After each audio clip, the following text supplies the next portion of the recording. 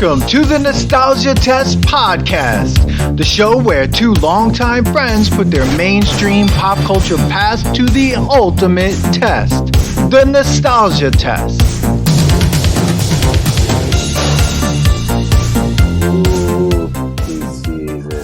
Episode 2 in the spooky season. Or what episode? I don't know when we're released. Oh yeah, this is getting up next week, right? Oh yeah, no, this is coming up next week. This is part of our Halloween October spooky season series. And then Halloween. All right. Yeah, COVID Halloween. We got your mask on. Ha ha ha. Dude, that word mask now has so many different meanings. That was a really good song in the Fugees album, though. Great Yes! Song. Oh, look back at an old episode on the Fugees album. Welcome, everybody, to another episode of the Nostalgia Test Podcast. I'm Dan Dissinger here in LA, and I'm here with my longtime friend and co-host, Manny Coelho, there in New York. Manny, how you doing? You're looking very serious today. What's up? I had to get serious for this one, man. I don't know what I watched or listened to. I thought I was gonna have a lot more fun doing this episode. Well, I'm not. I mean, I can't say that this episode won't be fun, but I thought I was gonna enjoy more of what we actually had to, what we actually had to do. But some of it kind of weirded me out. So I can't wait to just get into that because and I actually want to know a little bit more facts about some of these things. Oh, dude, when I was looking up some facts on some of these songs, and just to let everyone know, today we're talking about, we looked up a list of Halloween songs and music videos, and we picked 5, and we're going to go through a list of 5 Halloween songs, music videos, mainly the music videos, but of course we have to talk about the songs. Should I just tell them which ones we're looking at? Yeah, let's do the list. Say the list, and then we'll go over it. Yeah, so we're going to be talking about Monster Mash, the Thriller video, Somebody's Watching Me, This Is Halloween, and the theme song to Ghostbusters. Someone, who are you going to call? So a couple things. We both. Did you watch all the videos? I just watched them again just now before this. I didn't watch all of the Disney ones. I know I sent you a Disney version of the Monster Mash video and a Disney version to Somebody's Watching Me. All right. First of all, a couple things. I can't wait to rate both of them by saying whether watching this or listening does its justice. But I know what I want to start with. I'm just confused, and some of this stuff is just like, wow, these are songs, huh? I mean, what I was thinking about is that Christmas has a very specific soundtrack, right? And when we thought about like, all right, we're going to do music or music videos for Halloween, I'm like, all right, yeah.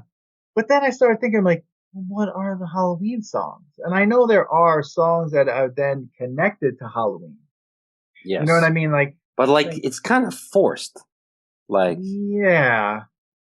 Werewolf in London, like that got on a list that I saw, and I was like, all right. And then there's a couple other things that come up on a list, and you're like, I guess you could say that's a Halloween song, but I don't think it specifically is Halloween, or maybe the video wasn't really Halloweeny, but they're like, all right, let's make it a Halloween song. Yeah, I think Bad Moon Rising was on the list. We didn't, Black Magic Woman, I think, was on the list. And I'm like, that's not a Halloween song. I feel like people are just it's Halloween time if you're talking about magic, wolves, or, whatever we can't fit in Christmas or Thanksgiving, we're putting here in Halloween. If you got a wolf in your song, we're throwing it's it in here. It's a Halloween song. Yeah, it's a spooky season song. Yeah, go fuck yourself. Another word that I learned this week was leaf-peeping. What? That doesn't sound right, dude. I don't know what Bro. What is that? Are we going to put this in the show notes? Yes, leaf-peeping. And there's another word for foliage season. When you go out and you watch the foliage, there's a word called leaf-peeping. And it's a term where if you look it up, it's everywhere. And I was like, Kristen brought it up. I'm like, that's not real. Leaf-peeping just sounds weird and creepy. So And this you're is like, for, I'm thinking, I haven't looked it up, but I think I got it. It's for people who just want to watch trees turn different color or like go watch the yeah, foliage. yeah. Now, are Like they you go up watching to to, see it turn a different color or are they just that'll like, take a very long time, Dan. It's a dude, very I long don't time know to these things. watch the color. This is why I'm not a You'd scientist. have to be retired and you just like wake up every morning and watch, literally sit there and watch every tree change I don't know color. why I said that, dude. We're gonna edit that out of the podcast. No, yeah, it's like, you go upstate to go look at the different colors. Basically, you're looking at death if you think Right. about it. Like, and you're going, how beautiful is it? And like, you're like, Yeah. we're celebrating leaves dying. Yeah. I actually did some leaf peeping this weekend. It was nice. Oh, It was a nice drive. So, but that's me great. and Kristen said leaf peeping like 100 times just because it just sounds weird. Like, I was like, oh, we're just going to go up and look at the foliage. Instead, you say leaf peeping. I don't like any of this. You know what I did? Thinking about that, I learned that when I was a kid, I always like jumping in the leaves when my dad make a pile of leaves or whatever, and there's a pile of or there is a pile of leaves, and I jumped in when I was a kid. Then my mom or my dad or both my parents had to ruin that for me and go, "Don't jump in the leaves. There's like cat pee in there." And I'm like, "What?" Awesome. So that whole thing is gone now. I don't do anytime well, here in LA, there aren't like you don't rake anything. All that it's just things turn brown and die, or stay green. Now's the hopefully. Actually, today was like 90 degrees. I was walking around yesterday, listening to 311, and, and I was like, wow, yeah, 311. I get it now. It's such good summer music, and I was like, it's October. Yeah. But it was hot out here in Los Angeles, so it messes with my head That is sometimes. weird. Your seasons are odd. Yeah, because I saw you sent the picture and you were in like a winter vest, and I was like, Yeah. Yeah. so good. We were up in Vermont and, yeah, it was a good time. Notice Yeah, how we I don't was want in to like, talk about these songs. Like we don't. I no, don't. we're avoiding, spooky season music section. We could have done movies, ladies and gentlemen, but we wanted to have some variety for you. Yeah. So So even though we're only going to do like 3 episodes of this, I we think could that's probably do enough. a fourth. I think that's enough. I was going to say we could squeeze in Adam's Family. I thought you were going to put on Adam's Family, the song No, by that's a. MC Hammer. They do what they want to do, say what they want to say, live how they want to live, play how they want to Oh, play. I That's how they want forgot to. That's about that Adam's song. Family. We might have to talk about that as like an honorable mention if we have time, because I totally forgot about that song. Holy shit! Oh my god! All right. Okay. All So, right. Manny, where do you want to start with this? I think we main should thing. start with the first one. It's kind of not really a song that you would play outside of just watching this movie. Is the This Is Halloween song. The song itself obviously is the opening to the movie The Nightmare Before Christmas. Now you could argue that that is a Halloween movie. Some will say that it's a Christmas movie. I really actually do like this movie. I understand why it's on a list of like the top 10. So I think we should start with that one. So just a little bit about the song. This is Halloween's a song from the 1993 film The Nightmare Before Christmas, which I believe I think this is a Halloween movie. I saw it on Halloween last year, 2 years ago, and they played it during Halloween. So I would say it's a Halloween film. Music and lyrics written by Danny Elfman. In the film, it is performed by the residents of the fictional Halloween town, which is the film's main setting, and introduces the town's Halloween-centered lifestyle. The song is featured in both Hallowishes at the Magic Kingdom and at Disneyland's Halloween Screams. In Callaway Park, it is featured in the Haunted Mansion. It is also used as the background music for the Halloween Town world in the video game Kingdom Hearts. The song is featured in the video game Just Dance 3. So that's just a little bit about This Is Halloween. The Danny Elfman has just a little bit about him, an American composer, singer, songwriter, record producer, and actor. He first became well known as a singer-songwriter for the new wave band Oingo Boingo in the early 1980s and has since garnered international recognition for writing 100 feature film scores, for over 100 feature film scores, as well as compositions for television and stage productions. He's frequently worked with Tim Burton, Sam Raimi, Gus Van Sant, he's done 16 Burton directed films, including Batman, Edward Scissorhands, Alice in Wonderland, Dumbo, which is, I didn't see that one. Spider-Man, Spider-Man 2, Oz the Great and Powerful, and Van Zant's Academy nominated films, Good Will Hunting and Milk. So, obviously, though, Danny Elfman is obviously the person that could take a song like this and I guess make it memorable. So, I watched the video, which I guess the video was basically the beginning of the fucking movie. It's the opening. It's like the opening credits. Right. It's a great song. It's a great song. The video is the movie, and I love the movie. So for me, like when I'm watching it, I'm like, oh, I want to sit and watch the rest of this movie. So maybe. Yeah. Like I was thinking. Well, I agree with you all the way. I think I don't even need to test the movie. I already know. Like I don't care what anybody fucking says. The movie's great. It's stop motion. I love stop motion. I feel like that art is crazy. The fact that they had I think it was 60 something heads for his expressions alone on how to talk and everything. Oh, yeah. Just for the Skeleton King.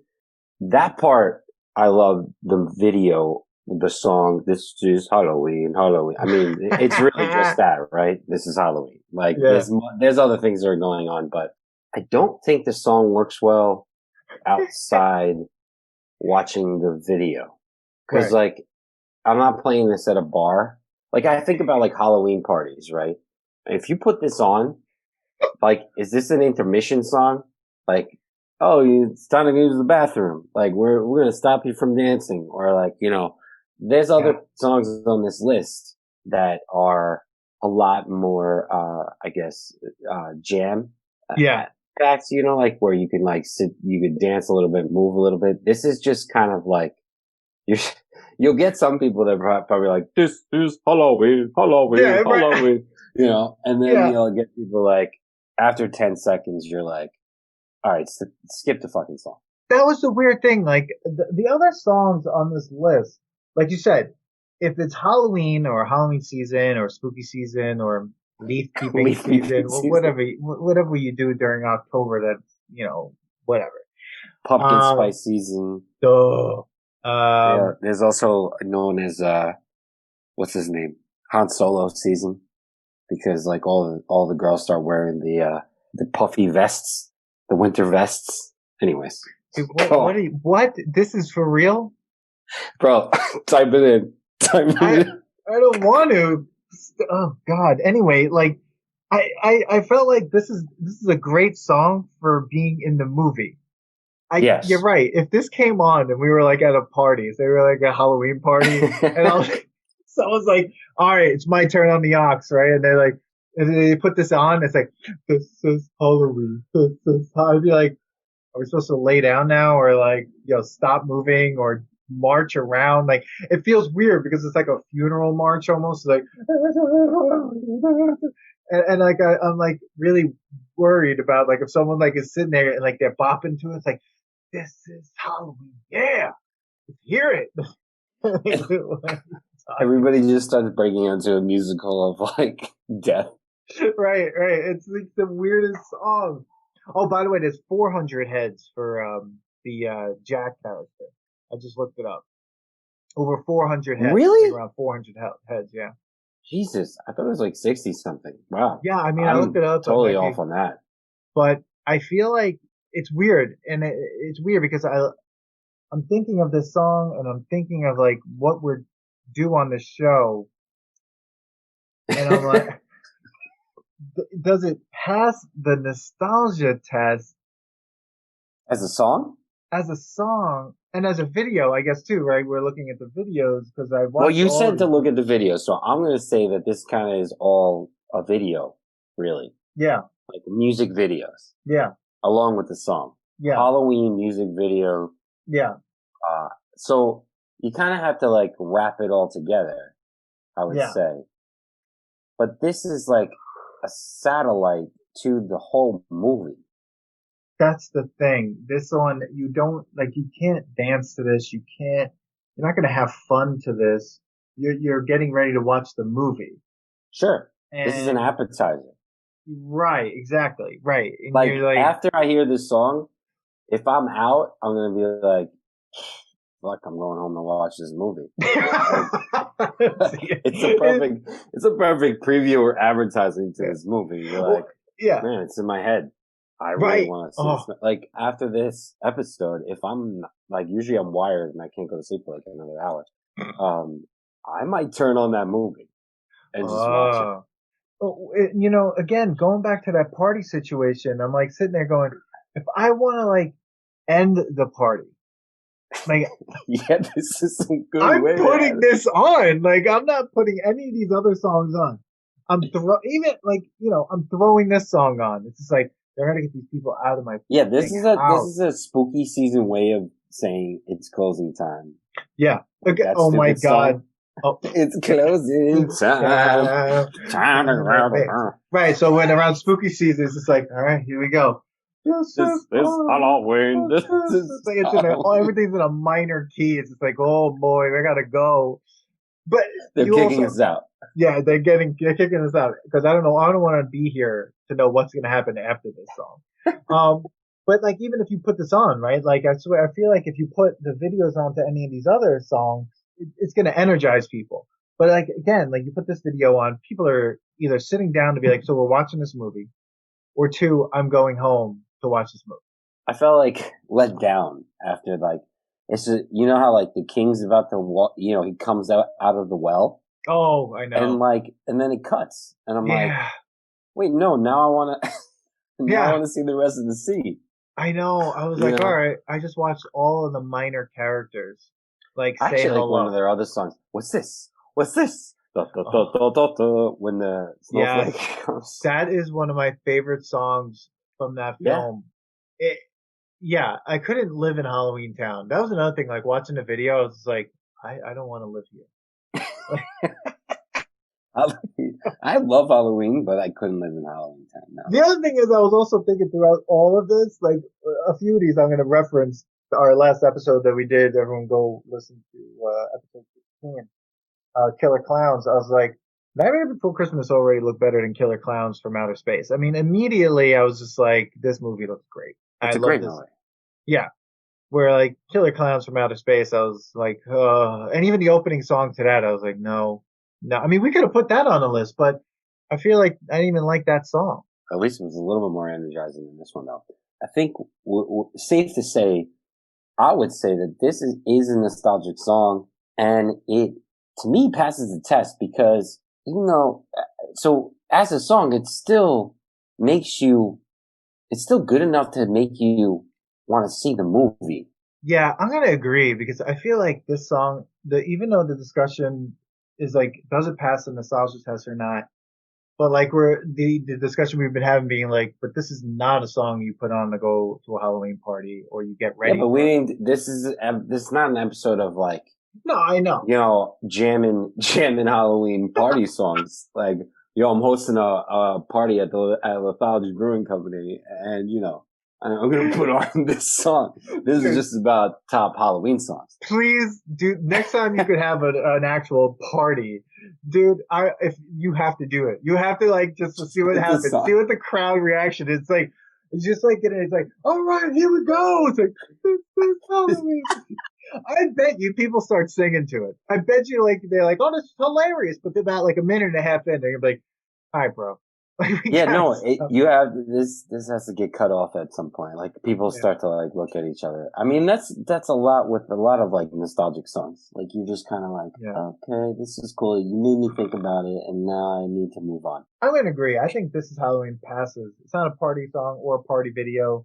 Obviously, it's the beginning of the movie. So because it makes you want to watch the movie, I mean, that also lets me know that movie will pass the nostalgia test because I want to watch it right now.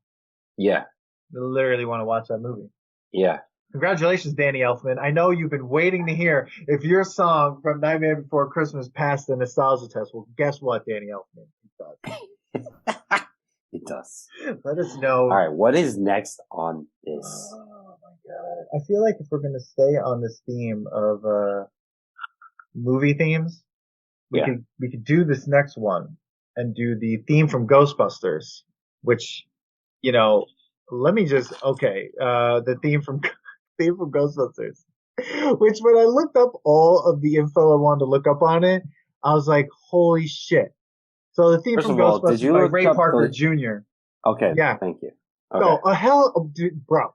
I had, you went on the video too, right? Did you see all the cameos that came up on that video?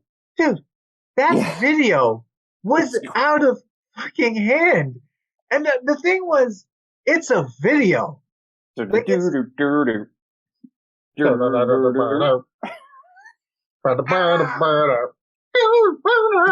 like, oh, dude. First of all, were you ready for that video? Like, were you like no. ready to see what you were watching when you I watched Ray Parker Jr.'s Who Are You Gonna Call Ghostbusters music video? No, I actually was not.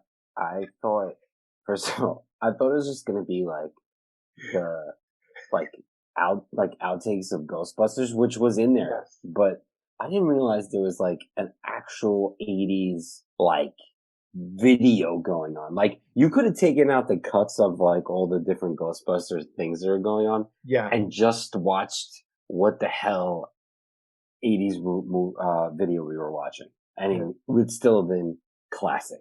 I mean, neon everywhere, Holy shit. and you're not sure at first he's a ghost, and then he's Yeah. chasing after this woman the whole time. Which Like was really weird. weird. It got weird. At first it wasn't weird, and then it got weird, and then they were fine. But there Yeah. was a moment that was a little weird. Yeah. Yeah. It was like, what's happening here? It was like, you remember, you ever watch that movie Ghost Dad? Yes, I did. Why did she walk in that house in the beginning of the video? First Two, of all, it's not even a house. It's the Ghostbusters. Like, is it? yeah, it's the Ghostbusters. Well, they got the Apartment. inside all wrong. Because Yeah, it was this artistic embodiment of that. Yeah, like the bot. I mean, that's what it looks like. The bottom part. Well, actually, you know what? I could be. Yeah, I'm totally wrong. It kind of looked like that real quick, but it's not. It's just a house. Like with. Yeah. Why would you walk into that place? Yeah. no idea that no one should walk in that house. And the funniest thing was the neon, the amount of neon in this video was just astounding. Like I'm watching it right now, right? Like she's walking into a house that looks like it's okay. First of all, this house is underneath a highway, okay? Yeah. And it's the only house underneath this highway. And then like she just It's like the Fight Club house. oh my god, dude, you're right. It's kind of like the Fight Club house. It's like the Fight Club house. Yeah, she But walks in inside is all neon. and she's really not that disturbed. Like she walks in, she's like, "Oh, this is kind of weird. I like this." And then she's like kind of walking around, and people pop up from behind the couch, and he comes out like snapping his fingers. This is the best part because he he just walks out of a wall, and he's just like, "Yeah, what's Yeah. up?" Like, But he's also like half faded. So he's a ghost and he points at the phone and it starts to walk over, like it starts to float over and she gets all like startled a little bit. yeah. Oh, she kind But of dude, it walks goes, towards it. yeah, but it goes right into Ghostbuster. You know, Yeah, those two women, the two ghosts that pop up behind the couch, yeah. like it just come, it's like, all right, we're a theme song. Like this dude wrote a theme song. Oh, no, this dude did write a theme song, and actually, just a little bit about that. Like, I mean, first of Yeah, all, what are the facts on this? okay, Because let me I just also say, want to know all the cameos yeah, we're gonna have to, in the window. I need a list of that. There's a So, list. just to tell you, like, Ray Parker Jr. is an American music singer, songwriter, record producer, and actor. As a solo performer, he wrote and performed the theme song to the 1984 movie Ghostbusters. He also performed with his band Radio and with Barry White. First of all, he has an amazing bio. Just to let you know, he performed and co-wrote songs with Marvin Gaye, the Spinners. He was a guest guitarist on Stevie Wonder's funk song "Maybe Your Baby." He is also, like I said, played with Barry White. He also wrote songs and did session work with the Carpenters, Shaka Khan, the Supremes, Aretha Franklin, Stevie Wonder, Bill Withers, Michael Henderson. I mean, the Temptations, Gladys Knight and the Pips. This guy has had probably one of the most amazing careers in music. and he's still performing right now. Like he's still Is he? performing. Oh fuck yeah, dude, And he's he's still still getting alive. paid. And he's Well, still getting paid. Because I hope he's getting paid every time this song is played on the so radio. okay, Ghostbusters was at a number one for 3 weeks on Billboard's Hot 100 chart, Yes, it was. Fuck which yes, it was. baffles my mind.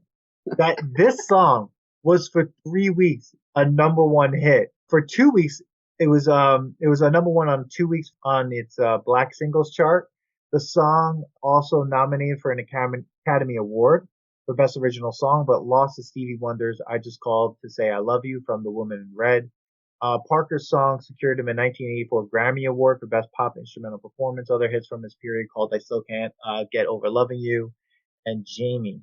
Now, there was like some lawsuit. 1984, Huey Lewis sued Columbia Pictures and Parker, stating that the melody to Ghostbusters infringed on the copyright of the Huey Lewis and the new song "I Want a New Drug," which had been released on their album Sports the previous year.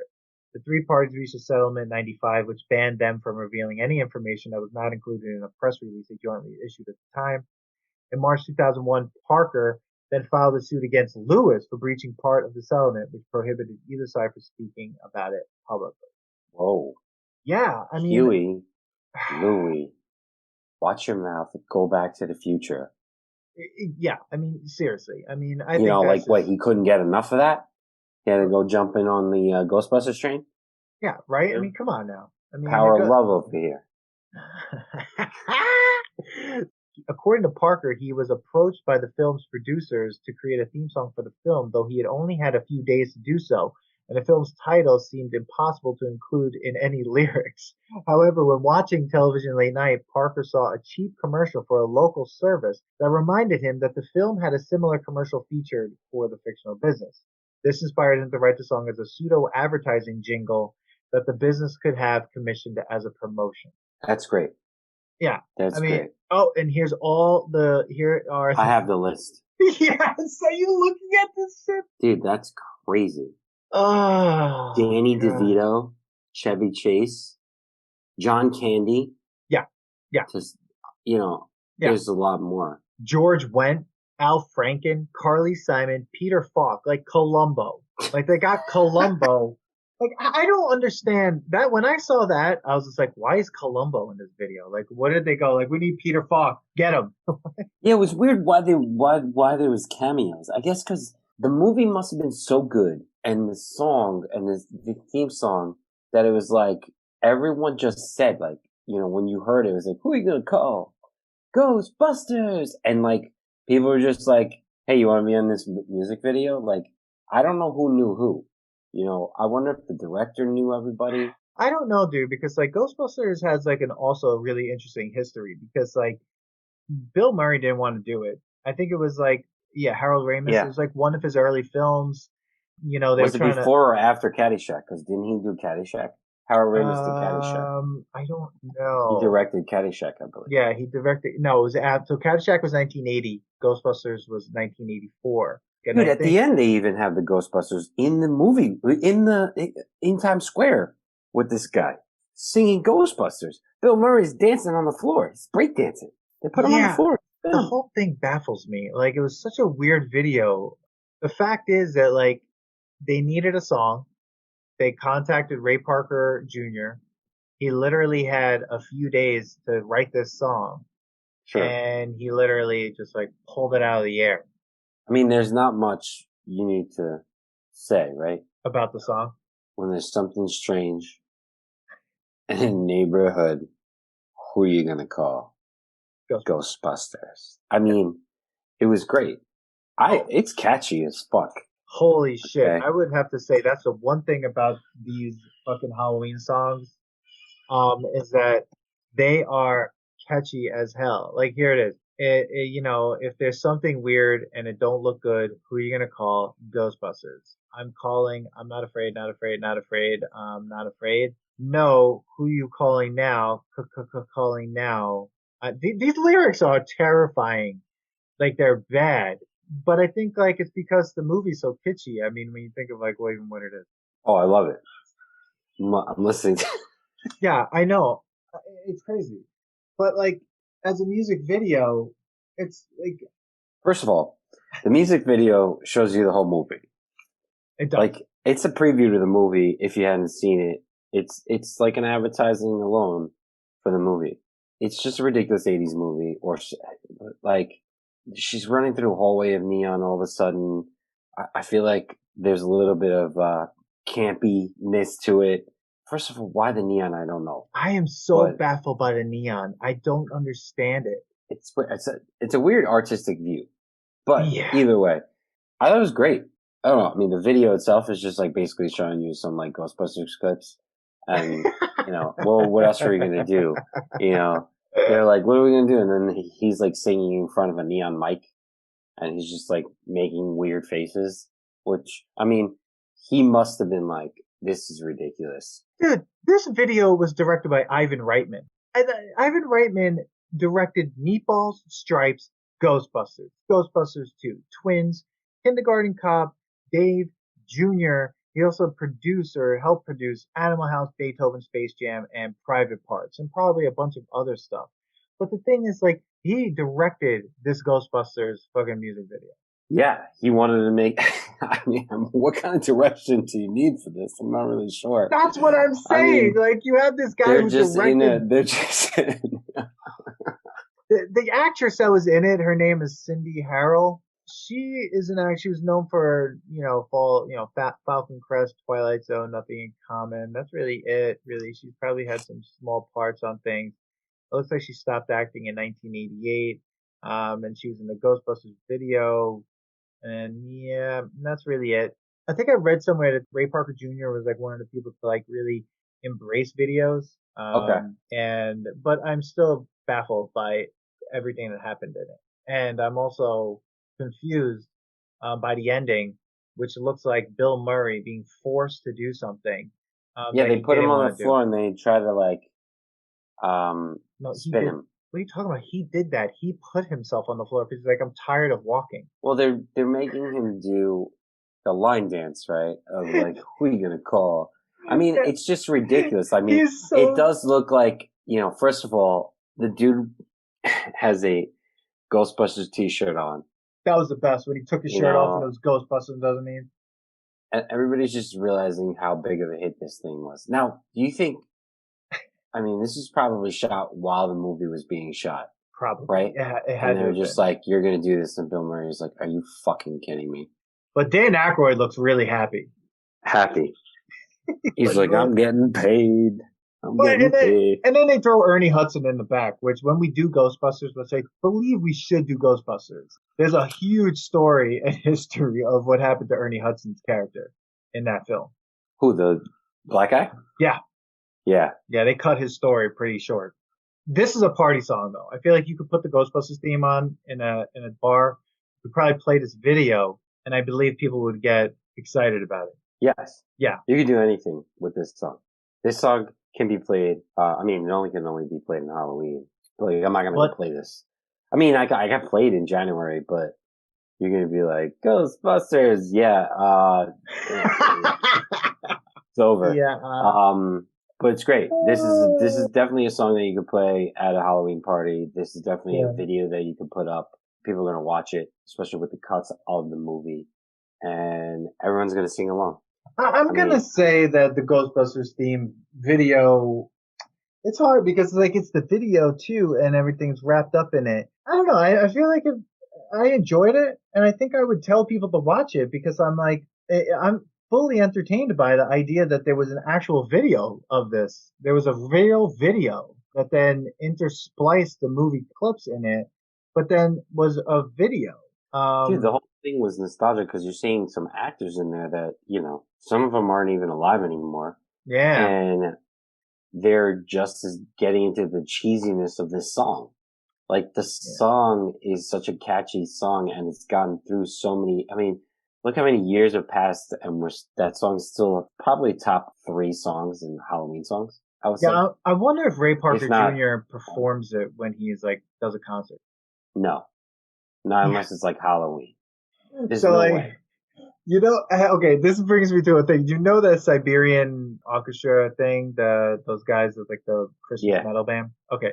So I've actually seen them in concert with my family. And what's funny is they're an actual metal band. And so they have songs that are not Christmassy. So when we Yeah. went to see them in Nassau Coliseum, I'm sitting next to like my uncle, my aunt, my dad, my mom, and all of a sudden they played these songs that have nothing to do with Christmas, and I'm like, yeah! And I'm like, holy shit, these guys are a metal band? I thought they were just some like niche Christmas band that like came out of nowhere, and but that no one cared except for me and like a few like 100 people in the audience, and they play like dude. I was just like, Yeah. whoa! And then everyone's like, finally they went to and everyone's like, all the people on Long Island are just like, yeah! I was like, come on, guys, like seriously. I was like, all right, it was That's hilarious. funny. That's kind of what I think of this, but it's still, I don't know. I'm going to put my vote in for it passes in the stop. This ridiculous episode. Oh my God. So it passes the nostalgia test. I think it does because like, I definitely think the song does. The movie, the video, yeah, it just reminds me of the movie. I mean, it could be in the background. It's fun. But I think it's entertaining though. The song is so good that it I would say even if, the video is entertaining, but I would say the song is more entertaining than the video. Yeah. I mean, the one thing is I would say like at the end of the video. It helps pass the test. Yeah, definitely. But I would say the one thing that almost killed the video for me was when they ended it with Chevy Chase. And I was like, boo. What was that? Man, he had him choking on a cigarette.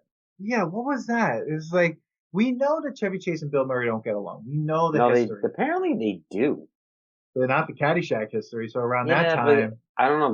They've done interviews now, and they were like, "Yeah, it was just kind of like they say we were mad at each other, but they weren't." But I don't know. They're all probably lying too. Yeah, exactly. I mean, how can I trust Bill Murray? He doesn't even own a cell phone. But I mean, I fucking got it, Dan. I fucking finally got it. What is this episode? Good luck fucking editing out me clapping at a fly that's been flying around. I'm not editing that out, dude. This is it. Like, I'm telling you, I'm moving away from editing. It's just all going to be single track. All right. So let's regroup here because we were just talking so much about Ghostbusters. Yes, definitely passed the test. Definitely one of the top, I would say my top 3 songs to play on during Halloween. Yeah. And congratulations, Ray Parker Jr. Again, another amazing artist. Let us know. Hit us up at the nostalgiatest.com. So Ghostbusters passes. So that leaves us with 3 left.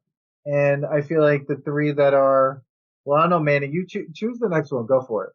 I guess I'm going to go with Somebody's Watching. Okay.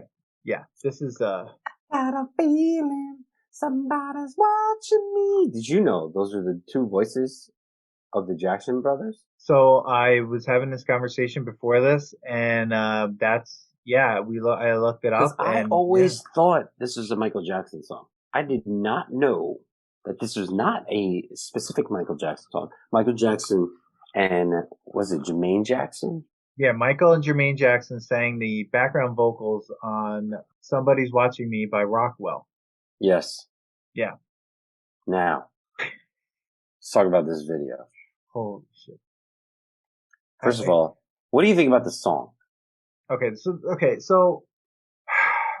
song, all of these songs are weird just on their own. I mean, I'm trying to figure out how this song fit into an album. I mean, the album must have been creepy, but the song sounds like I don't know, like it's a good song, but I don't know. It's a weird song. I have mixed feelings about it. Like, I like it, but then I'm like, okay, it's like, but I'm always waiting for the Michael Jackson, Jermaine Jackson part. Like, that's the part I love the most. Like, that part, like, I always feel like somebody's watching me. And then in the middle, and I'm like, that part, I can't get into that much. But it's a hard song. I don't know. Yeah, I don't know. It's a hard song for me too. I mean, I guess it has like a good beat, and you're just kind of like popping and moving body back and forth. This is how you would. Nobody could see this. This is perfect for a podcast that nobody watches videos for. but I'm bopping my head back and forth, and you could just be like, okay, to me, this is a filler at a party. It's not bad. It's not going to bring it down. And No, you'll get some people like, I got a feeling tomorrow's rushing me. And then, it's all right. I yeah. don't love it. I don't know if it's my top. It would even be in my top 10. I did not know it was Halloween themed. I mean, I don't the know, only but I don't know how else you would write this. Like, this video is crazy. It's weird. dude, this video, and then He's also paranoid as fuck. there's that video, and then there's the Disney version of the video as well, because they do like a sing along thing. They like intersplice all the cartoons, and holy shit, is that video messed up? It's just like you really realize how messed up Disney is. And the one thing I realized about this song is, or the video, that it was so glaringly in my face was when Rockwell was in the shower. The director didn't. Now this video obviously wasn't directed by any sort of like Ivan Reitman or John Landis or anybody. This was directed by like, Joe Smith down the block who like had a video camera.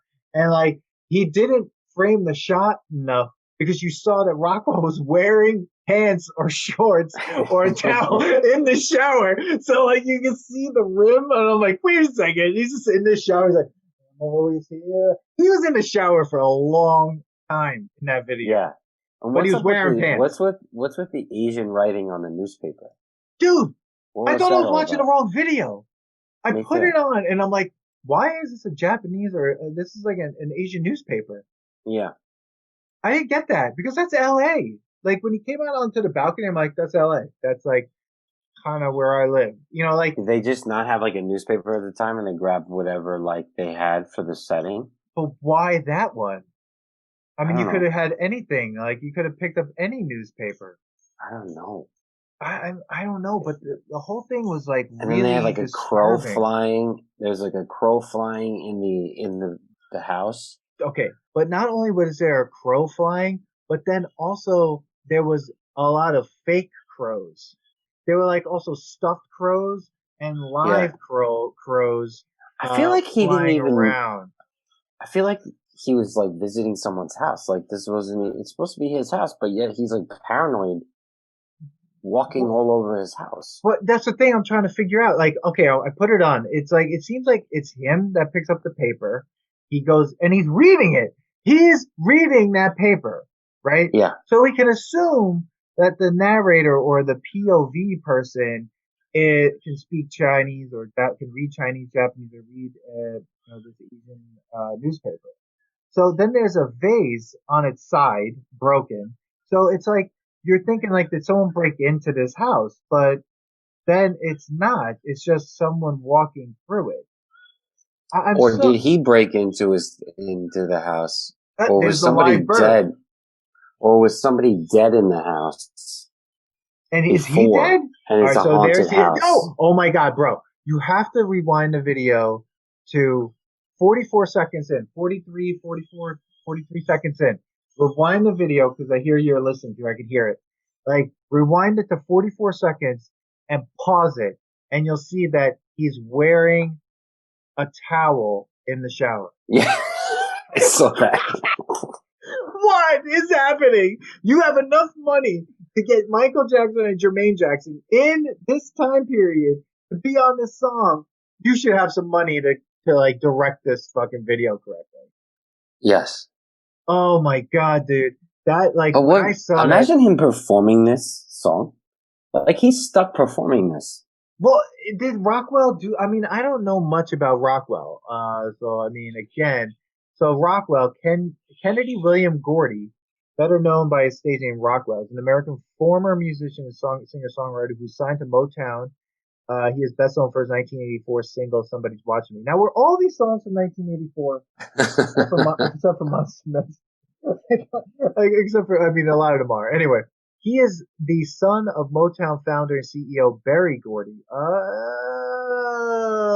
Okay. So he's the son of the CEO of Motown, of the Motown record company. His father named him Kennedy William after John F. Kennedy and William Smokey Robinson. Okay. Smokey Robinson. To avoid the appearance of nepotism, he secured his record deal without his father's knowledge. Motown actually came up with the name Rockwell, and the young Gordy agreed to the change because he believed he rocked well.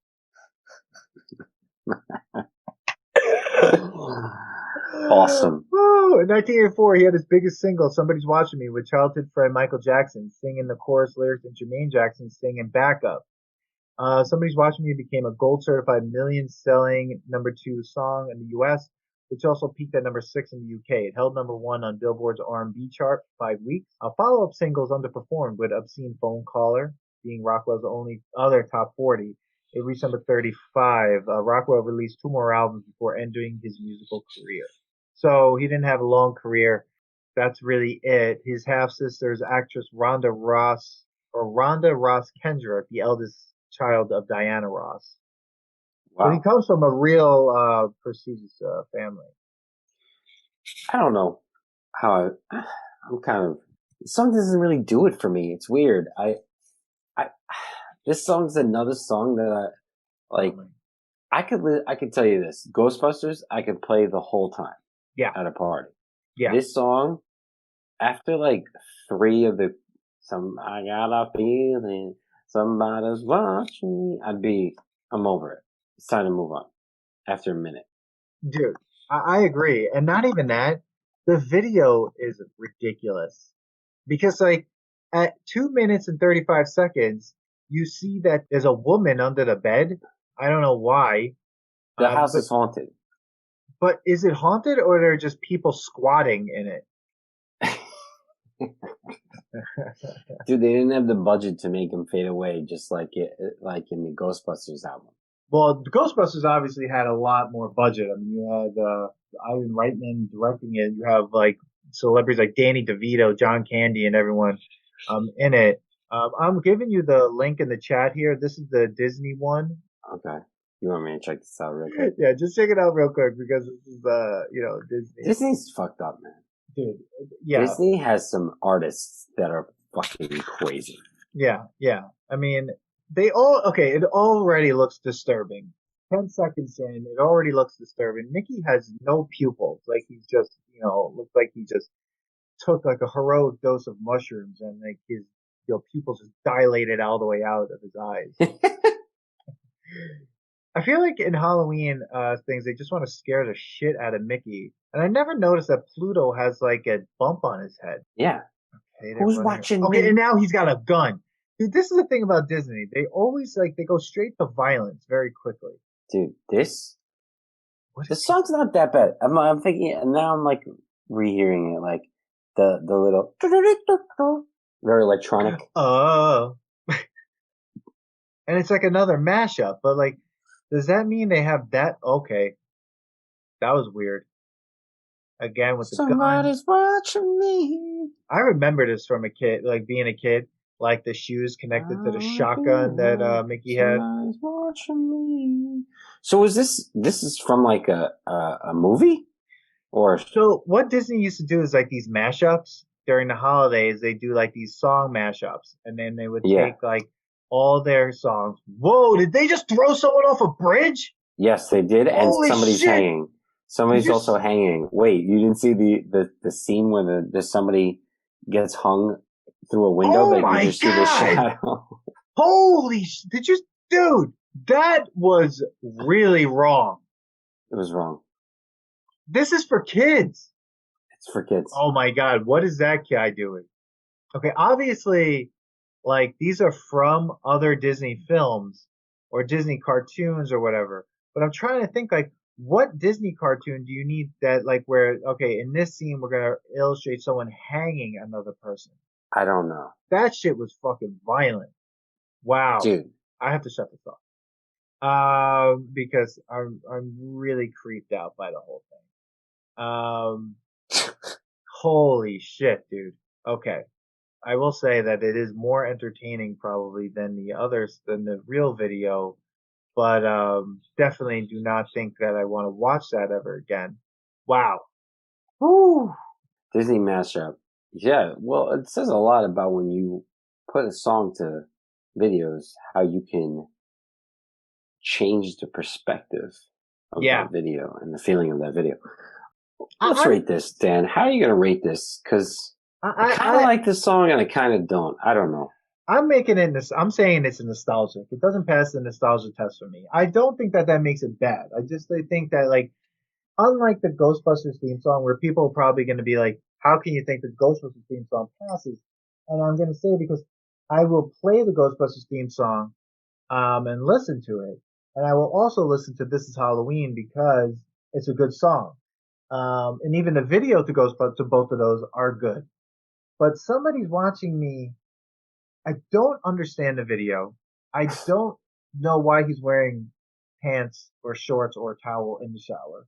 The video is creepy, but way too creepy in a way that, like, it looks like a POV, like, horror film, but also not a horror film as much as like a snuff film.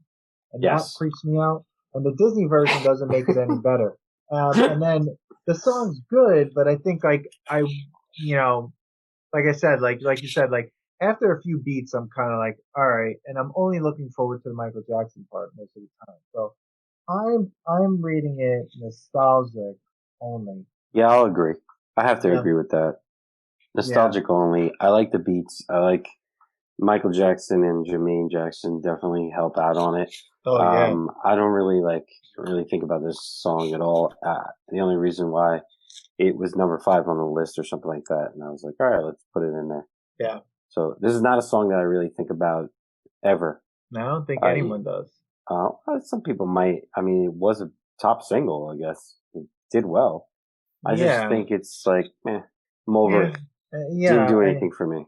No, and the video is disturbing. And then the end of that video, when the mailman comes up to him, and, like, the shot before is like he's got like a zombie hand or something, and then he hands him mail, and then it stops as he's swinging his other hand around, and then the video ends. Are we to assume that he kills that guy? Yes. And everyone just looked drugged. Like, everyone in the video. That woman just is asleep under the bed, like half her body, and the whole thing kind of weirded me out. I didn't like it. All right. I agree. Moving on. Moving on. I think we finally hit what we need to hit. Monster Mash. So we're doing Monster Mash right now.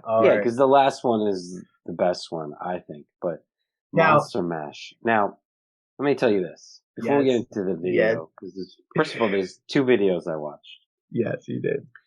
I didn't watch the Disney one. Oh, how dare Maybe I should. But I watched the one that they put basically like classic monster videos to it. But did you watch him singing it live? Oh yeah. Okay. Yeah. Which I think is the original video. But I'm going to say this. I'm putting the Just let's talk about this song. Go ahead. I'm going to talk about this song. The song itself, I remember this song since I was like in 2nd grade. Like, this is an old fucking song. And I like the song. I have like a love-hate relationship with this song because, Monster Mash, it's classic, like, Halloween themed, put this song in the Halloween party. I keep going back to, like, being at a Halloween party. Yeah. You're playing this song. It's a good, cheesy song to have on. Yeah. It's catchy. I don't know if I necessarily like it, but yet I don't hate it. Now. Yeah. The fucking video. Wow. What the fuck is this guy doing? This guy's my hero, dude. In this guy video. It's my hero. This guy is, when I fucking watched that, I was like, what is happening? First of all, he's wearing a suit and tie. And first of all, he did this recorded. Yeah. He didn't, you can't make those faces insane. No. And he did it in front of a live audience. Right. And they were in costume with Dick Clark.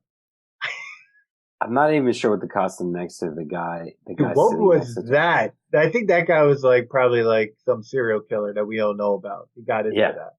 Like, yeah. I don't know. All I know is Monster Mash was a Bobby So, Pickett? okay. Yeah, What's Bobby this guy's name? Boris Pickett. The Monster Mash is a 1962 novelty song by Bobby Boris Pickett.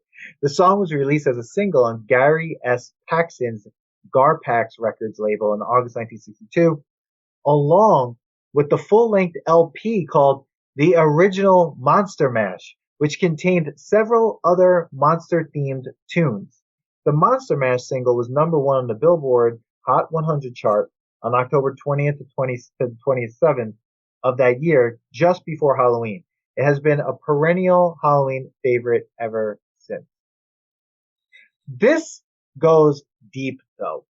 Like, I mean, I don't even know how much time we have to talk about how unbelievable all of this shit is with the Monster Mash, and especially with Boris Pickett. But, I mean, he was an aspiring actor who sang with a band called the Cordials at night while going to auditions during the day. One night, while performing with his band, Pickett did a monologue in imitation of horror movie actor Boris Karloff while performing the Diamond's Little Darling. The audience loved it, and fellow band member Lenny Capizzi encouraged Pickett to do more with the Karloff imitation. Pickett and Capizzi composed Monster Mash and recorded it with Gary S. Paxton, pianist Leon Russell, Johnny McRae, Ricky Page, and Terry Berg, credited as the Crypt Kickers. The song was partially inspired by Paxton's early novelty hit Alley Oop, as well as by the mashed potato dance craze of the era. A variation of the mashed potato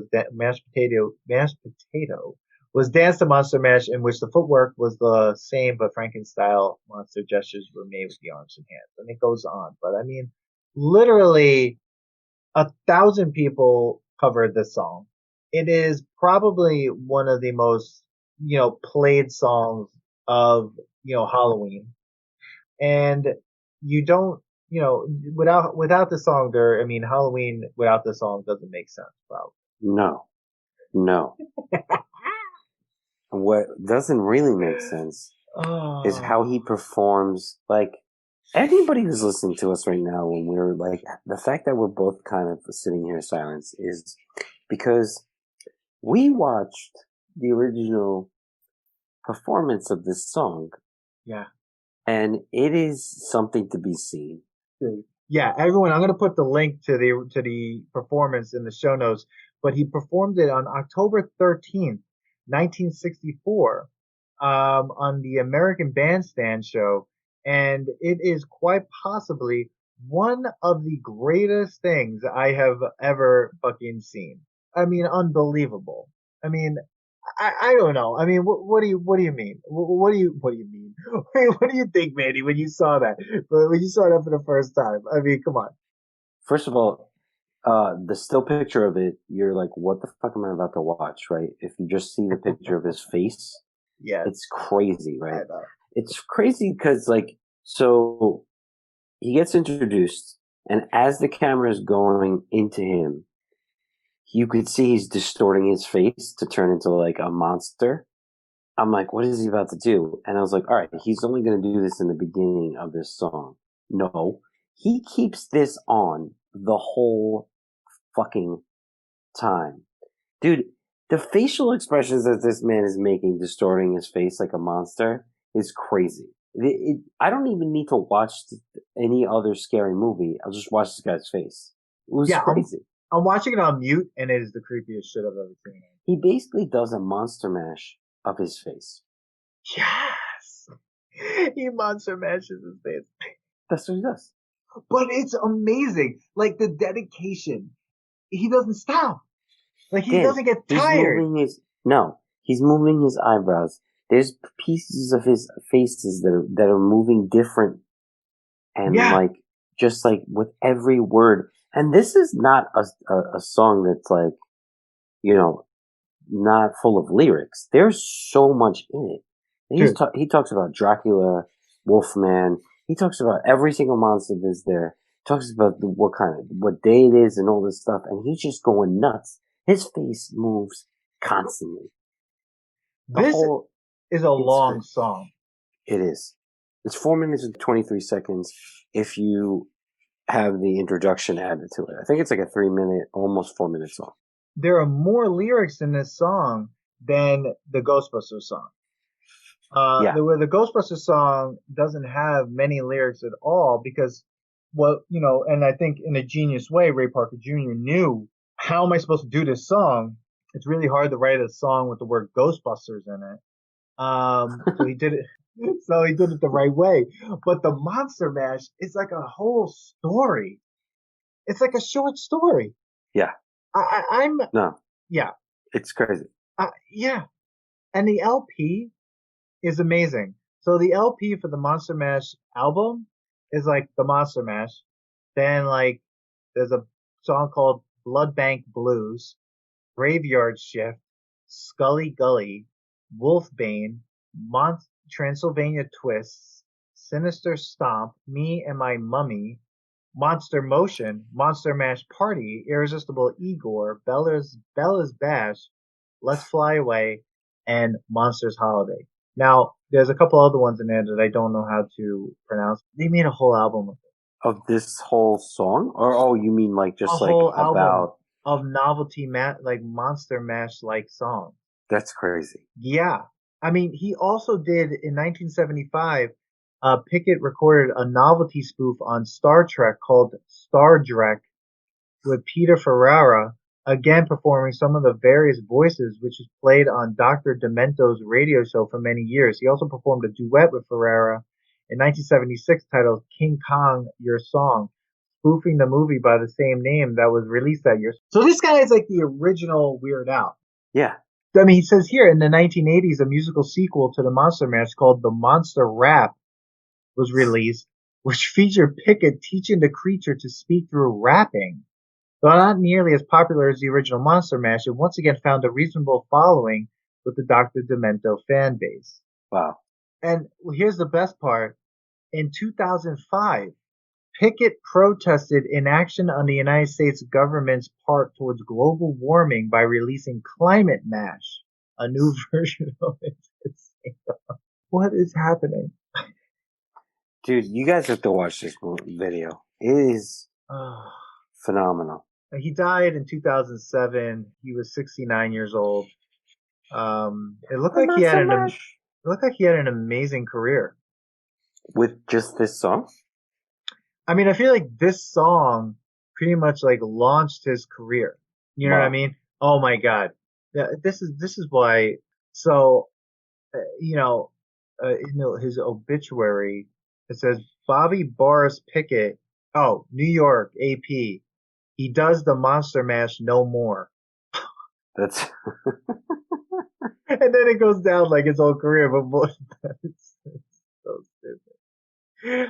Oh my God. Amazing. Dude, at the end of the video, yeah, his face, he doesn't even look like the same person who's doing the song. Oh no. Like, he distorted his face so much that he looks like this peaceful guy. During the whole time, you're like, there's a psychopath singing a song. Yeah, exactly. Crazy. He looks like a maniac. He really just was so dedicated to all that, to what he was doing. I didn't realize it was like a spoof because if you watch it on YouTube, it like underneath it is like Abbott and Costello is on there. Like this is like considered like it was a niche. The Monster Mash. It's a graveyard. I mean, that was the thing. As soon as I started listening to these songs and watching the videos for this episode, I couldn't get this song out of my head. This song it can never not be in your head during Halloween. Yeah, no, this is one of those songs because it just is in my head the entire time. Like, and I like was waking up and just like walking around the apartment, and all I kept hearing in my head was like, and I was like, oh no, the Monster Mash. Yeah, it just like kept happening. It's a graveyard slash. The Monster Mash. Yep. Yeah. Good song. I mean, like I said, I don't know if I want to say it's a good song. But it's catchy as fuck. And the thing is, you can't have Halloween without this song. And the video was another level.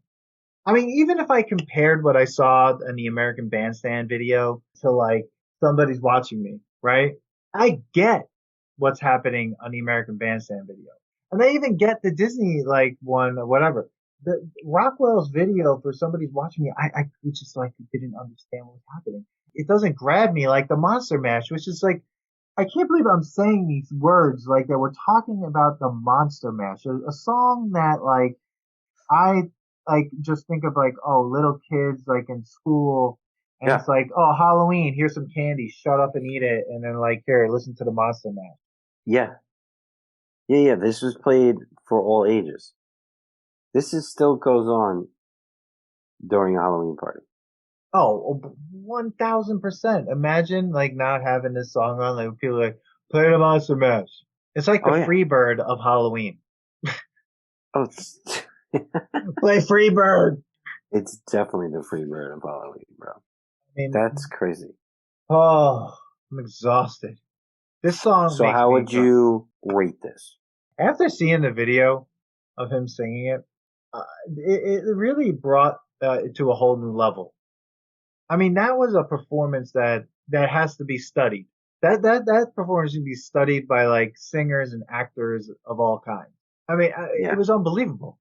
I mean, and then he's just like, yeah, thanks. Like after like he was talking after like Dick Clark came up there to talk to him, which is so weird that they played the Monster Mash on American Bandstand. But but I'm going to say that the Monster Mash for me passes the nostalgia. passes it. I think it passes it because one, it's affected my brain, and and I feel like that unlike somebody's watching me, it does a thing that I feel like it knows what it is and it's just out there doing it. Where somebody's watching me is it's like weird, like, and I feel bad saying this because like I know like when I look at the story, Rockwell's story and stuff like that in the Wikipedia and him trying to not get a record deal because his dad owned Motown Records and he tried to do it in a different name. It sounds like though the child of Motown Records recording a song and being friends with Michael Jackson and Jermaine Jackson and getting the song together. That's what it sounds like. It's like, hey guys, I know, like let's just do this. And where like this guy was like a war veteran, apparently, I think, right?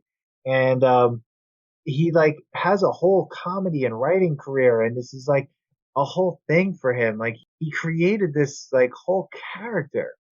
Yeah, he was Pickett served in the United States Army from March 9th, 1956 to 1959, March 13th, 1959.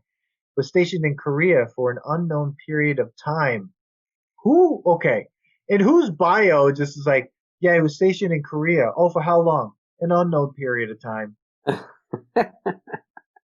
Okay, so not only was he part of like one of the lost wars of American history, like one of those wars where you go to school, no one talked about the Korean War. It's just like, God, that kind of happened, but we don't have enough movies about it. So, in the United States, if there wasn't a movie made about that war, no one fucking talks about it. So Yeah. like, there was like no platoon of Korean, like no Korean War platoon. But yeah, like unknown period of time. So he could have been there for, God knows how long. So Wow. I'm saying it passes. I think it's one of those songs that even if you played it and it wasn't Halloween, that I feel like I would enjoy it to a certain extent. I like it. It's catchy. I used to think I hated this song. It's stuck in my head. So I'm gonna say it passes the test. I mean, it's still here, man. How long has it been here? I mean, it's the top three. It's the top three songs It's got to be. I mean, it's of all definitely, time. yeah, of If this is Halloween. not on your Halloween list, then you're not. Yeah, no, I'm it's so definitely delusional top right three. now. It's just like, yeah, it's like it's top three. Stairway to Heaven, Monster Mash, and like, yeah, definitely. Yeah. Yeah, no, if you're at a Halloween party or it's Halloween and someone puts on Monster Mash and someone shuts it off, be like, boo, beat that, kick that person out of the party, okay? Because like you Are you have to play the listening to song. this all the way through? Yes, and here's why. There's a whole story. Like, do you know what I mean? The Okay. lyrics have a story, and it's like, Okay. and it knows it's going through the story. Where like somebody's watching me, it's just like again, I just want to hear Michael Jackson sing and Jermaine Jackson sing, and then Rockwell kind of sounds like The Weeknd. Boom, Anyways, God, I am exhausted. I cannot believe we So took you're down saying it so much. passes the test? I'm saying it passes the test. The Monster Mash passes the test. Steve, I hope you're happy about this, because I don't want to hear you complaining about another music episode that, you were like, I was so pissed. Like, guess what? Yeah. Monster Mash Steve passes. also likes apparently when we argue. Yeah. We Spice get Girls along does too not much. pass. We get along too much, and Steve wants us to argue and have hate in Oh, the yeah. world. Yeah, he definitely argued so much on that Killer Clowns episode. Yeah. Fuck you, Steve. All right, next one, last one, which should be on everybody's top list, is Thriller. Yes. By MJ. Now, did you watch the 13-minute version or the 7-minute version of the video? 13-minute version. Because if I am going to sit and watch a Michael Jackson movie, try not to think about some crazy shit with him. I like to watch all his movies. Not movies. I mean, well, yeah, they're movies. Yeah. A music video is basically any Michael Jackson music video that's worth watching is usually a short film. Oh, yeah. The guy went all out. All out. Okay. The only weird thing that I thought was odd that he had to write, I guess he didn't believe in supernatural and stuff, but he wrote like, due to my strong personal convictions. Yeah. I wish to stress that this film is no way endorsed the belief in the occult. Yeah. Which is that belief in the supernatural. Which is funny that he put that in there. I'm like, well, he was, and I was talking about this with someone before that, and because I didn't know why, but he's a Jehovah's Witness, and because he's a Jehovah's Witness, I guess he needed to put that in there. Because of his belief system. I didn't realize he was a Jehovah's Witness, so he didn't celebrate his birthday. Him and Prince. All right. Yeah, so that's why. But we go. Wow. Dan? Yeah. The 13-minute and 42-second length of this is crazy. Did this come out before Teen Wolf? It probably did. Oh my God, that's right. Here's the thing. Like, I was supposed to look that up, right? Because the beginning of it is basically Teen Wolf, right? So Teen Wolf came out in 1985. Okay. So this came out in 1982. Released as a single. Wait, the album released November 30th, 1982. They released this as a single in 1984? What? That's crazy. No, that's got to be wrong. I got to look that up. I'm sorry. But, yeah, go ahead. Yeah, no, the Thriller album came out in 1982. Yeah. And the Thriller music video, 1983. Okay. All right, so that makes a little more sense. Yes, so the song came out before the movie. This is great. Okay, yes. First of all, the fact that you sit here and you basically watch, he's meta beyond meta. Yes. He's watching himself and he's enjoying himself play a wolf guy and then ends up being a zombie in this whole thing.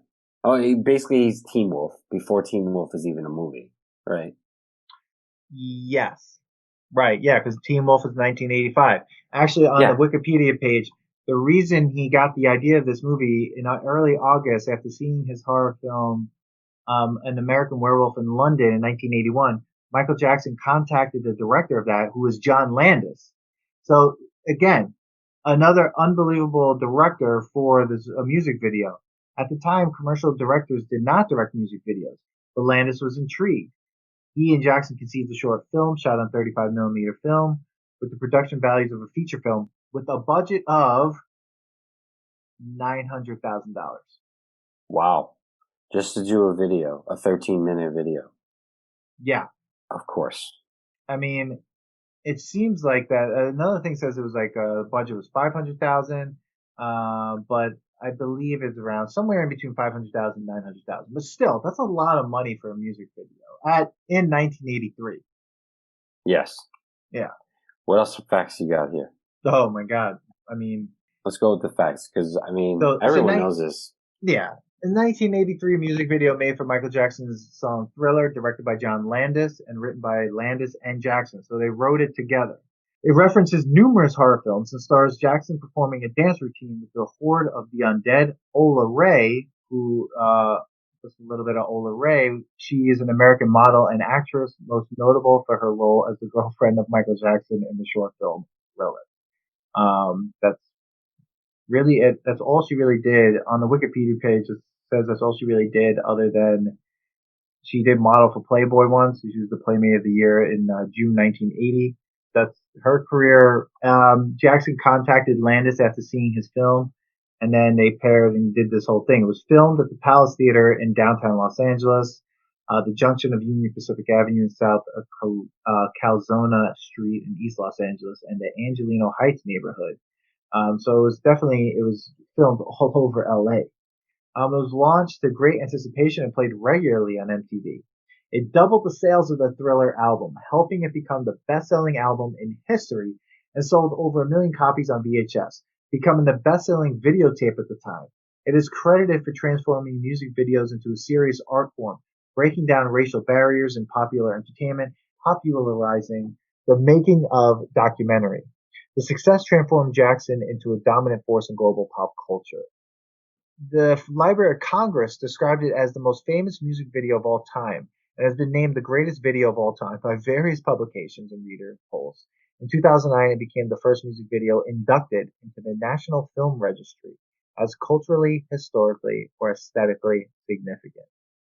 Dude, I mean, we were talking about this in the last episode when we did with Jess the music video of like telling a story. This is beyond telling a story. This is like, I mean, he was in the last video with Scream. Like, this guy knew how to make art of all type of art. Like, you know, he first of all, it's a great song. Okay, you can't take away the song. It's a great Halloween song. I love the guy, the narrator that comes in and like is like the deep voice and the telling the story. While like all the beat in the background is going on, it's slow and then it's about to catch up and the dancing of it.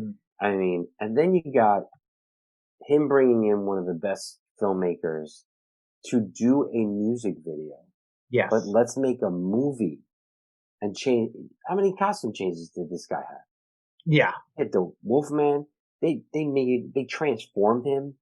Yeah. Right? His ears, his hands, whatever. And then you got him in his regular look, but then you put him in a zombie look. And then even at the end, the cat eyes. I mean, it was crazy. He must have been up at 3 o'clock in the morning to start doing costume for all this. And he danced in this whole video. Unbelievable. The narrator's voice, there it is, Vincent Price. He provided the spoken word sequence to the end of Michael Jackson's song Thriller. There's also, you saw that they were watching a Vincent Price or whatever was supposed to be a Vincent Price movie when they walked out of the movie theater, Jackson and Ola. So Vincent Price was an American actor best known for his performances in horror films, although his career spanned other genres, including film noir, drama, mystery, thriller, and comedy. He appeared on stage, television, and radio, and in more than 100 films. So Vincent Price, there you go with him, because he was the narrator on that video. Dude, it's so good. I mean, think of the money. I'm just watching like his like dance moves when he's with her when they're walking right out of the movie theater, and he's like doing a zombie like dance or whatever. It's so good. I mean, think of the money that went into this. You have John Landis, right? He directed Stripes. He's directed Meatballs. He's directed, unproduced. He was the producer of Animal House and Blues Brothers, the director of Blues Brothers. And then he is an American Werewolf. So right after American Werewolf in London, that's when, he gets a call from Michael Jackson to do this video. They get Vincent Price to do the voice. You have Michael Jackson. You have John Landis. You have Vincent Price. You have unbelievable background dancers. You have a huge set, several shooting locations. I mean, this video was quite possibly one of I think they have it right, it's probably the best music video of all time. Yeah. I mean, but this is the thing. Michael Jackson has other videos like the Smooth Criminal. Like, I love the Smooth Criminal video. Oh, I love that video. But that's also a movie. You remember the whole movie around that where like there was like this weird drug dealer or something played Yeah, by man. was it Danny DeVito, the guy from Who Framed Roger Rabbit? I think it was one of those guys. I Oh don't know. shit, I forget. Yeah. Yeah, but there was some crazy shit that happens with that. I mean, it's like gangster. Yeah, Smooth And then he Criminal was becomes a crazy. robot at the end. Like Yes, Jackson becomes a robot. yes, Dude, that's one of the greatest like music movie videos of all time. He yeah, always did this. Like Michael Jackson knew something about the yeah. idea of like music videos are going to be huge. And that's the thing now, like music videos aren't like this. Like I feel like they're not these gigantic productions. Do you think that people have the bandwidth of being able to watch a video like this and being like, after 4 minutes, be like, wait, there's still more? Well, I mean, and Beyonce came out with that Lemonade album, and right, Lemonade was that visual album. Yeah, So it was like a whole video album. She just did another one. So I feel like people have possible like attention span for it. but did it do well? Probably it's Beyonce. But does it do it as well as Michael Jackson did? I don't know. I have no idea. It's all different now. Think about how like you have to play this on MTV, right? Or you have to buy a videotape of it. I mean, they're saying like it sold how many VHS tapes of this video, right? I mean, Yeah, now it's like streaming or it's on YouTube or it's like that. So like you really can't tell like what is even a stream, right? Like even with our podcast, like, you say we go, oh, well, look how many people heard our episode. But really, is that 30 seconds in and done? Does that count or is it all the way through? true. So we don't even know. It's not, it's like totally a different world. So you could put something out and then, you have like streaming farms where people just, are paid to stream that shit until like, it's, like a number one. But I think with Thriller, it was just such an unbelievable idea. And when I think of it versus, again, I couldn't stop thinking about Killer Clowns in Outer Space and watching Thriller because I was like, this is so already scarier than anything in Killer Clowns in Outer Space. And done so well. I mean, just like the choreographing of all of them when they start dancing, they do like the typical like Thriller part, Yeah. like dance, and I think they even dance like this in Teen Wolf. If I could remember, I thought that there was a Thriller This got part in the, Teen Wolf in the gym, and they do like the dance a little so bit, and he one, does the yeah, Thriller dance, I think, look, which but might be an homage to the fact that this was about a teen that turned into a werewolf. well, it's not even that. The other thing is in, the Backstreet Boys Everybody video, You fucking love they the Backstreet Boys. they dance like that too, though. There's like that they do an homage to that as well. So here's the video from Teen Wolf. I don't know. I'm going Maybe I to. just made it up in my head. It's possible. This movie's insane. Teen Wolf. Yeah, what is happening in this film? They're doing like these. It's weird. It's not like an homage to it. Like they're doing this thing where, again, this is not good for a podcast, but they're like dancing and he's like, ah! And then like everyone's just like, Oh, blah! And like that's it. It's not like they're doing the Thriller dance because for some one, reason I had it in my none of brain these that they assholes can like. do that shit. I had it in my brain that they actually did the full dance. I don't know why. Dude, do you think Michael J. Fox could like do that dance? No.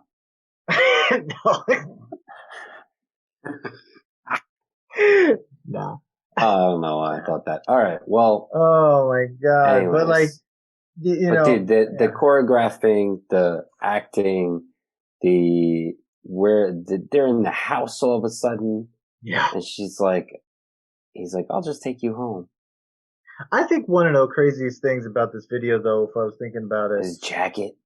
I mean, that jacket. I mean, first of all, I want that jacket. if you are in the crowd, right? Say like you're watching a movie and someone walked in all red, like all red leather.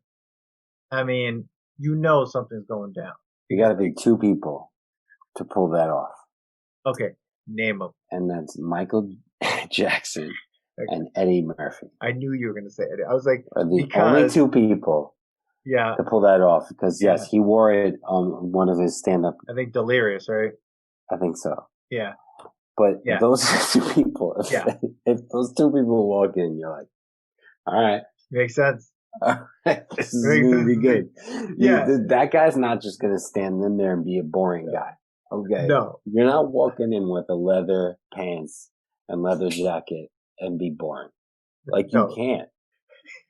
No. You can't. You can't be like someone else. Like, it's like, hey, it's like, I couldn't even name another person to make it funny because it's all funny if anyone else wore that.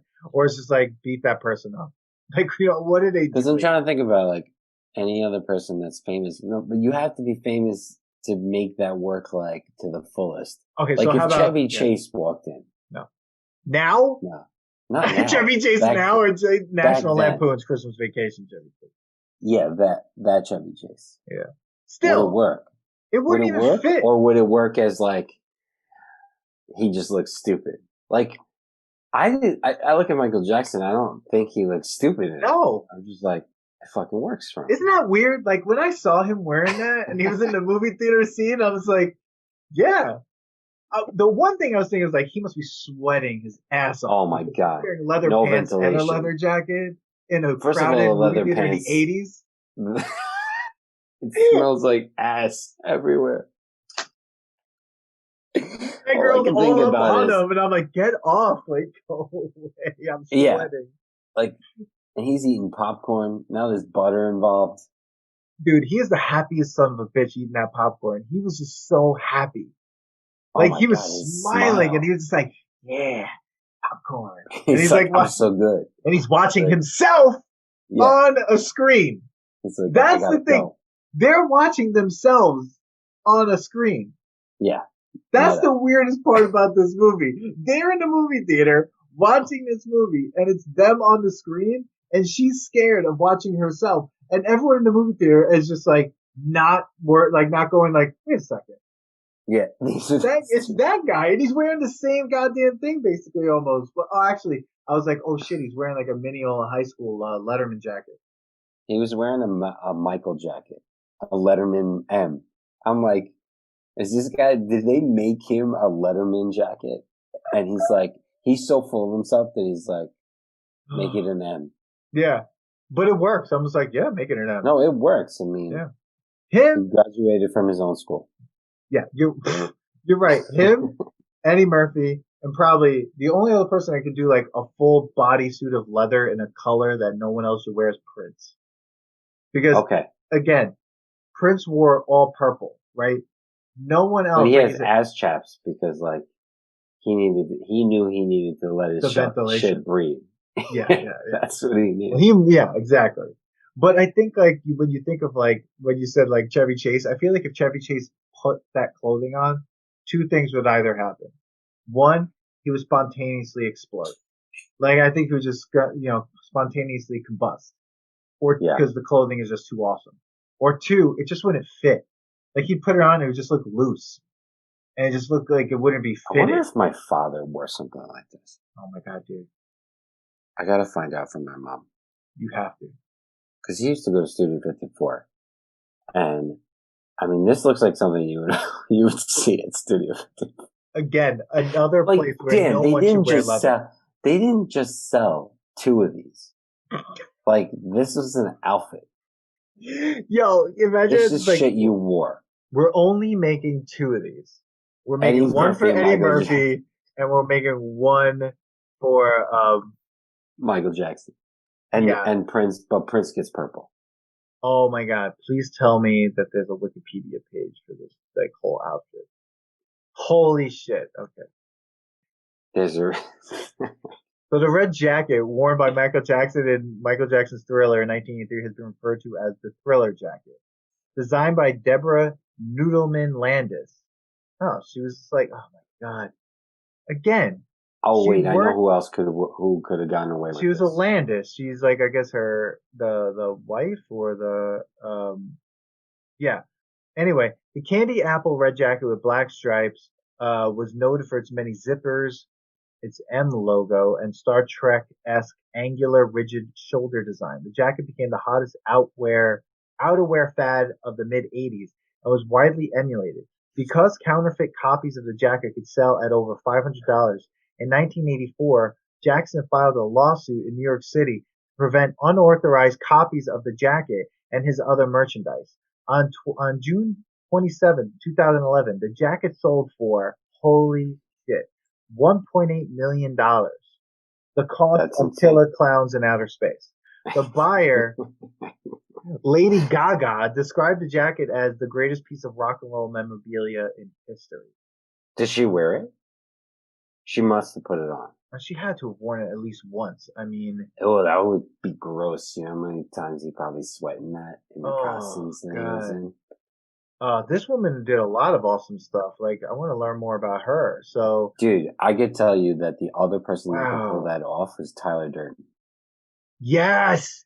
Wait, didn't he wear something that was He like wore that? a red jacket, but it wasn't. It was. I guess you could call it like a style of that, but no, he did like more of like a racer jacket, like a car Wow. racer jacket. That's right.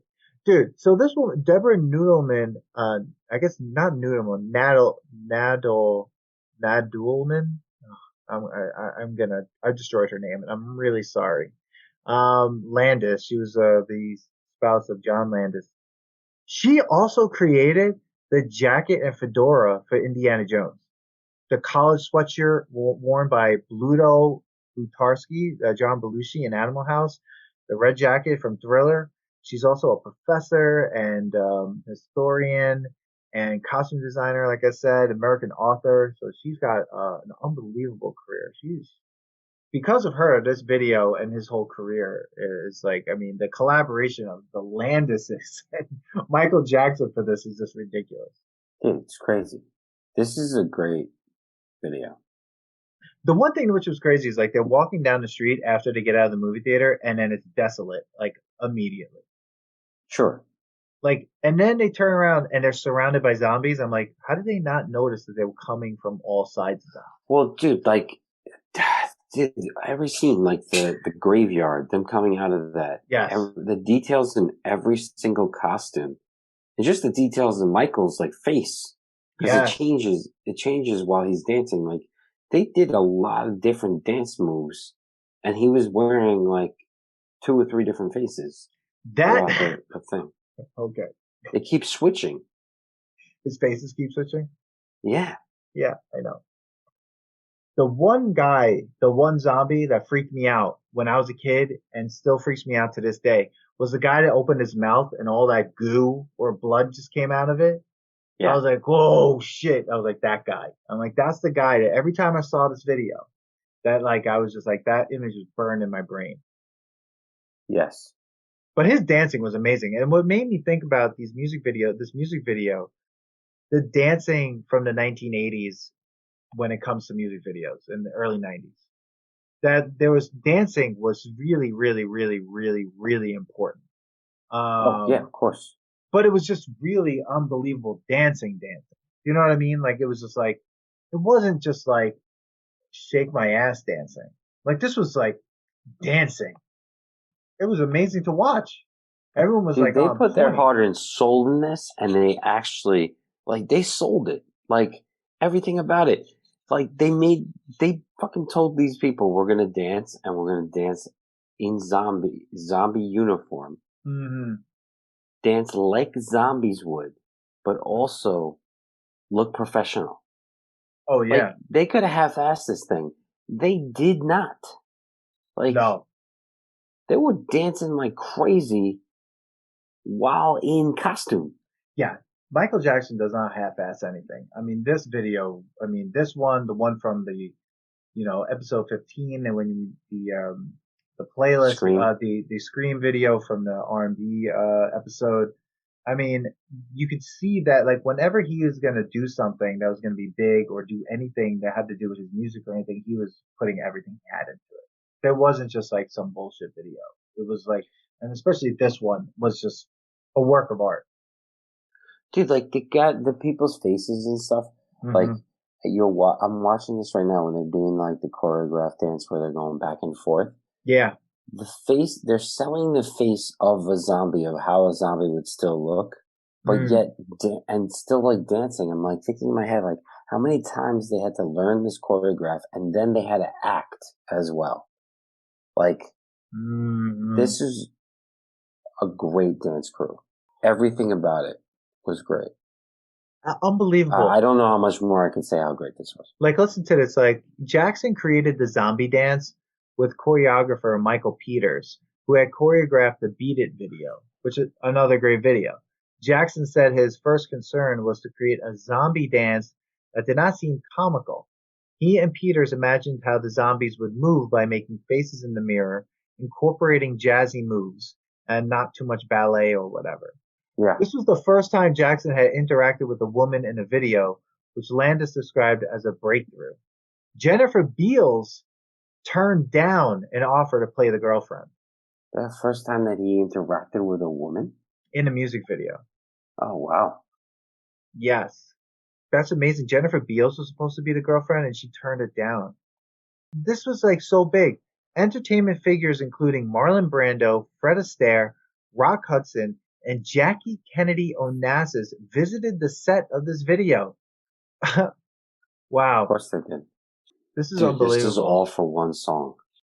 The Thriller was shown to a private audience at the Crest Theater in Los Angeles. In attendance, celebrities including Diana Ross, Warren Beatty, Prince, and Eddie Murphy. Oh my God. Jackson stayed in the projection booth, declining Ray's invitation to join the audience. The audience gave the film a standing ovation. At Murphy's insistence, the film was played again. Wow. That's funny. Yeah, man, I'm sure. I mean, this is mind-blowing. Back in the day, imagine all the videos that were kind of out there, and then you get this, and you're like, dude, you just changed the game. You just changed it and destroyed it, and how do you even compete against something like this? And you can't. I mean, how many people have tried and they've never come close to this video? Like, this video is still considered the best video of all time. Yo, first of all, yes. And it just gets even better. I mean, the video debuted, and then all of a sudden, Showtime also aired the video 6 times in February. Within months, the cassette tape sold 1 million copies, making it the best-selling video release at that point. To make the film eligible for an Academy Award, which required theatrical screenings, Landis arranged for the film to play before screenings of Fantasia at a Los Angeles cinema, though it wasn't nominated. Wow. Dude, and then, I'm sorry, but it gets even okay. Jackson was sued by Landis in a dispute over royalties for the video. Landis claims that he is owed 4 years worth of royalties. Ola Ray has also complained about difficulties collecting royalties. At first, Ray blamed Jackson, but then she apologized in '97. She did sue him, but he ended up passing away, and then eventually the Jackson Family Trust settled. But I mean, the thing is this. I mean, Landis, that kind of like puts a sour note on it because it's like he came to him. Like Jackson came to Landis to do this. Like if it wasn't for him, like he wouldn't have been part of this amazing thing. And like yeah, but at the same time, business is business. So yeah. All right. Woo. So obviously, this one doesn't pass the nostalgia test. Oh, it's fucking terrible. Man. Never play this song again. I mean, some would argue never to play his songs, but this song, I don't know how to answer all that. I think this video and this song will transcend time forever. I don't think ever that this thing is unquestionably passes the test, and it's quite possibly one of the greatest Halloween songs. But I think even outside of Halloween, I think the song can be played no matter. Oh, this song can be played throughout the year. Yeah. I mean, it obviously gets played more during Halloween, but I've heard this song just played. Mm-hmm. I mean, especially this video can't really. Yeah. Can't compete. I mean, would you play this song during Christmas? It'll be amazing. I don't know. Right after Mariah Carey's song, we just like throw this song on. Just throw it on. You know what? I'm gonna try it and see what people say. Like, meh. Yeah, see what they say. Just be like, what? and then just go, all right, I'm sorry, sorry, and then you just put on "This Is Halloween." This is Halloween. This is Halloween. Oh, Halloween. yeah, Halloween. Halloween. All right. All right, So that's well, that. Let's end this. What would you? So out of the five, how would you rate them? oh my God, I think we rate them. Like I think for from me, 5 to 1. so this is how I rate it. Somebody's watching me number five. I feel like this is where it's hard. The figure out which ones are three and four for me between This Is Halloween and Ghostbusters. Because it's like I don't know, I'm gonna go with my gut. This Is Halloween number four, Ghostbusters number three, Monster Mash number two, Thriller number one. That's how I would rate it. That's how you would rate it. Yeah. So I was going to say that exact one, but I'll have to say, somebody's watching me. This is Halloween, Monster Mash, Ghostbusters, Thriller. Interesting. Okay. And if I had a choice to take one of them off the list altogether, it would be number 5. Somebody's watching me. I wouldn't even want. I would probably keep them maybe in the top 10. I don't know. I actually don't really like that song at all. Yeah. Maybe the top like 25 of Halloween time. If there are 25 Halloween time songs. There are. It's really weird. There's a list, but it's like forced. Like, Here Comes the Rain Again by Eurythmics. Like, that doesn't make sense. Why is that a Halloween song? Yeah, I don't know why that's a Halloween song. I mean, when you think of it's about rain. That's the problem. I feel like when you think of like Christmas songs, it's like super easy, right? But it's like Superstition by Stevie Wonder is a Halloween song. There's like Highway to Hell, I guess is a Halloween song. Don't Fear the Reaper. Okay. By Blue Oyster Cult.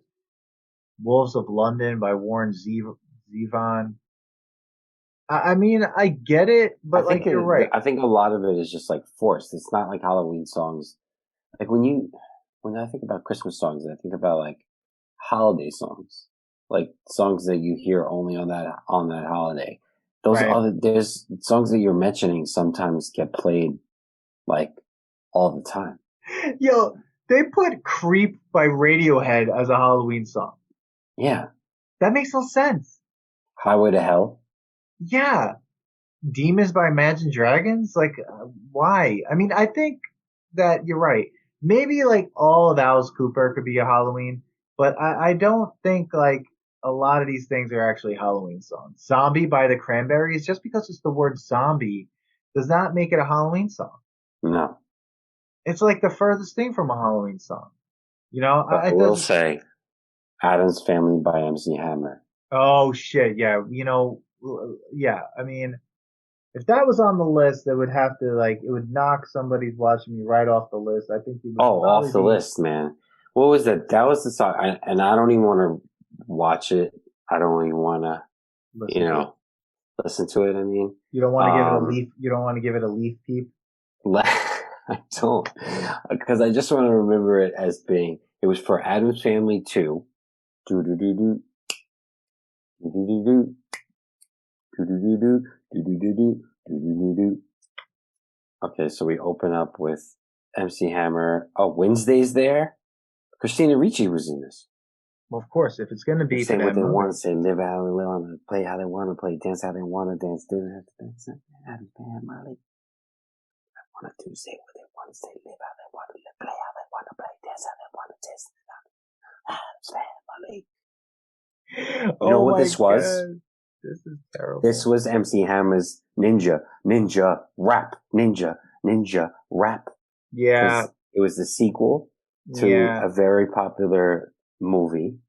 But I'm not putting this on here. I mean, I will just to knock somebody's watching me out, but I think that. Oh no, I'm changing this song after a minute. Oh my God, Manny, I'm exhausted. This one exhausted me. I don't know why. Yeah, I gotta say, I definitely want to do another movie next episode because the songs are just not. Halloween songs are. The one thing that I think I've learned from this episode, you're right. Halloween songs are dumb. Yeah. I mean, I mean, the top three are great, but still, there's like few and far between, and very nichey and not as great as, in my opinion, holiday songs. Yeah, I can't wait to do another movie. Thank you for listening. We'd love to hear what are your favorite Halloween songs? What do you think of these? If you have any. Yeah, if you have any. And if you have Halloween songs that aren't on our top 5 and they're like, I would love to hear your argument of like why it's a Halloween song. Yeah. But I think the one thing that I learned from this episode, we learned, was like, what makes a Halloween song a Halloween song? I feel like with Monster Mash, very easy. Thriller, very easy. Ghostbusters, this is Halloween only because it's a movie about Halloween. If that movie didn't exist, there's not, that song doesn't make, no one's like, let's write a song called This Is Halloween. No one's trying to write the next great Halloween song. And like, these guys go on too long for one topic. That's a ridiculous topic. We were so tired at one point of how exhausting. It was almost like we were trying to fight on how good some of these songs aren't. They're great. They're my favorite songs. Fuck you, Steve. Steve, put this on your playlist. Jam out to Ghostbusters. But everybody, thanks for listening. Like I said, follow us on Instagram, Twitter, Facebook. Join our mailing list and find out when the episodes, when the next episode's coming out, and do that all on our website at thenostalgiatest.com. Suggest a test as well. We'd love to hear your ideas for upcoming episodes, and let us know. If you do that, so maybe we can shout you out in an episode that you suggested. And hey, share with a friend. Share the show with a friend. There's nothing better than sharing the show with a friend. And please rate and share and subscribe. Yeah, as Dan says it every time. Do all the good things. Listen to the drop. Follow the directions. And we'll see you in the next episode. Yes. One more spooky episode is left. One more spooky season episode is left. Absolutely. Yes. The witches are coming. The witches are coming. Thanks for listening to today's episode. Please subscribe to the Nostalgia Test podcast to know when new episodes drop. Don't forget to leave us 5 stars and a positive review so more people can find the podcast. Share your thoughts and memories on today's topic on our Twitter at Nostalgia Test and on Instagram at The Nostalgia Test. Tune in next time because you never know what pop culture will pop up on The Nostalgia Test.